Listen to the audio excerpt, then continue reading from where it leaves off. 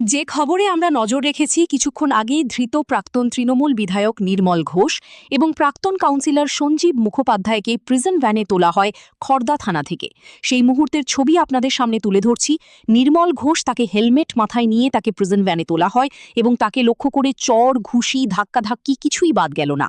ধৃত প্রাক্তন তৃণমূল বিধায়ক নির্মল ঘোষ এবং পানিহাটি পুরসভার প্রাক্তন কাউন্সিলর সঞ্জীব মুখোপাধ্যায়কে আজই পেশ করা হবে ব্যারাকপুর মহকুমা আদালতে।